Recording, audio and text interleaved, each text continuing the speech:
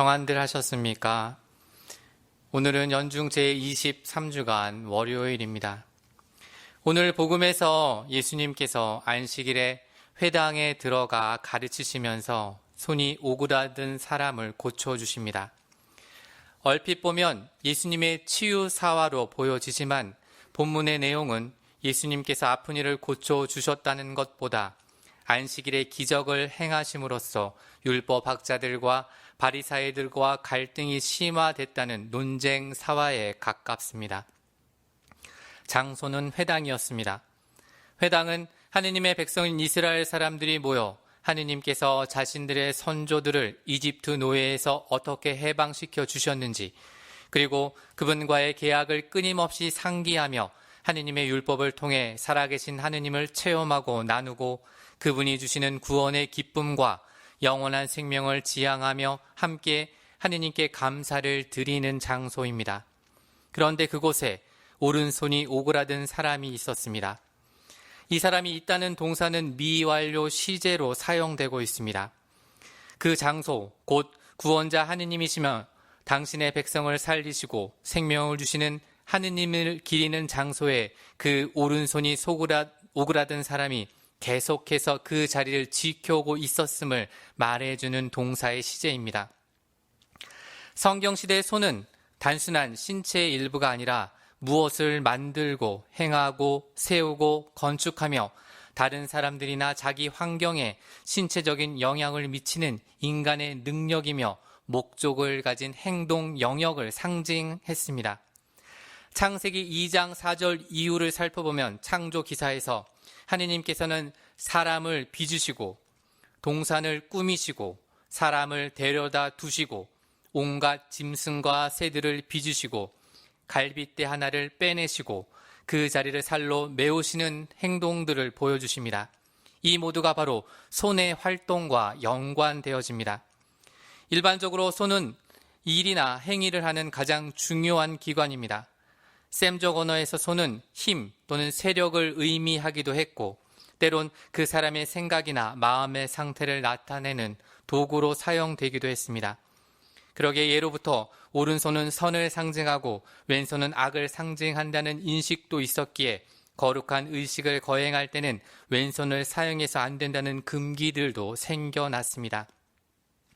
이러한 상징성들을 연결시키면 오른손이 오그라든 사람은 손이 말라부터 하느님의 창조 사업에 동참할 수 없는 비참한 존재, 자신의 능력으로는 아무것도 할 수 없으며 선과 율법의 가르침을 행함으로써 하느님의 구원 은총을 받을 수 없는 소외되니 구원에서 밀려난 이로 취급받는 사람이라는 것을 알 수 있게 됩니다.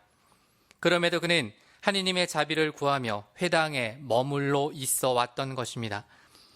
사람을 살리고 구원으로 이끄시는 하느님 말씀과 그분의 계명을 익히고 가르친다는 율법 교사들과 바리사이들은 그 손이 오그라든 이의 구원에는 전혀 관심이 없어 보입니다.